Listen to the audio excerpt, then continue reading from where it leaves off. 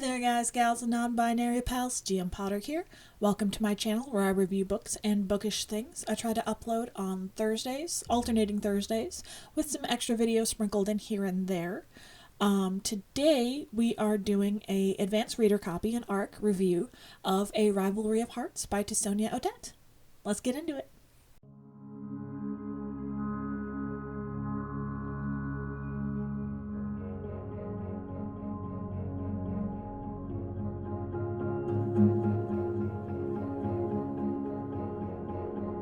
So this book comes out on June 12th of 2024, so it's coming out pretty soon. And it's a standalone book in the Faithlings and Corset Strings series, and it takes place in the same world as the Fair Isle trilogy and the Entangled with the Fae series, which I think is 5 books. All of those are available on Amazon. I fully intend on picking those up, adding them to my wish list, and then purchasing them for myself because I want more from this author. Spoilers. So, like I said, this book comes out on June 12th, and the part that made me want the book, the two things that made me request the book so fast were the cover, which, take a look, this is gorgeous, is it not? And this part of the description. 2 rival writers, 1 prestigious publishing contract, a bargain of hearts and seduction. And then I read a little bit further down after I had already requested the book. And it says, they say never bargain with the Fae.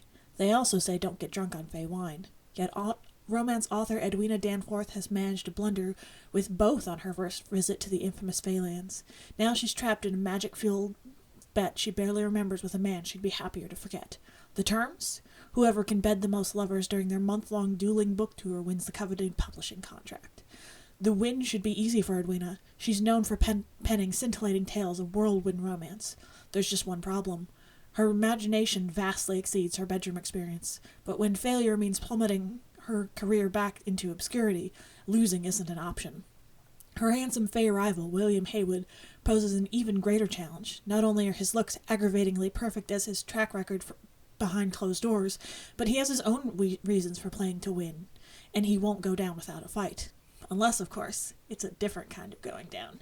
In that case, he's fair game. Edwina and William clash in a rivalry of romance, but what happens when their objects of desire turn out to be each other? Like, it just sounds good. Like, it sounds smutty, don't get me wrong. This is not a book for children. It says A Rivalry of Heights is a spicy, standalone adult fantasy rom-com. Yes, it is. My notes include smut, smut, smut. So, there's that. I mean that in the best, most positive way possible. But this book is very smutty. I appreciate some good smut. It's very good. It is a spicy romance, the kind of spicy romance that Edwina Danforth writes. And that being said, the smut is well done, but the characters are what kept me reading and made me devour this book. They're so well written. They have flaws. They're very real. They're not like... She's described as a quirky heroine. And when I read quirky heroines, I was like, please, no. But it's so much better than that. It's not just quirky for the sake of being quirky. She's actually a very well-rounded character and very interesting, and she's brought to life in a magical way. The side characters, I hope we get another book with the side characters. If we do, I will definitely be picking that one up and reading it, because the side characters, Monty and Daphne, Daphne, I love Daphne. So fantastic. So absolutely wonderful and magical, and, well, of course they're magical. She's a Pine Marten Fae, which is adorable, and yes, so much yes. But no, the characters are wonderfully well-rounded and well-written. The settings are lush and interesting without there being too much going into the settings, and without there being too much of the, okay, we're going to have 50 pages describing a single library bookcase, and then we'll get to each one of the leather-bound books. That's exhausting for everybody. She doesn't write like that. In fact, she does one of my favorite things when authors describe scenery, is she takes it at the same pace the character is moving through the scenery. So they're often on a train. And so as the train is zipping past the scenery, we're getting quick scenery descriptions. When the characters are on foot and they're having the chance to look around and to really take it in, then we have more lush, longer descriptions. And so it really makes you feel like you're part of the universe. It really makes you feel like you're part of the universe. It's told first person, and we have two different point of views. We have Edwina and William both. And it's very well written. I did not see the big twist at the end coming at all. Who is June? Like, oh my goodness. Like, June just changed the game they were playing. And it isn't... So a lot of romance novels, everything, you have the meet cute, and then you have them going along and everything's getting better and better and better and better, and then it takes a dive over a misunderstanding, and then they come back together. Like, that's your basic story arc, right?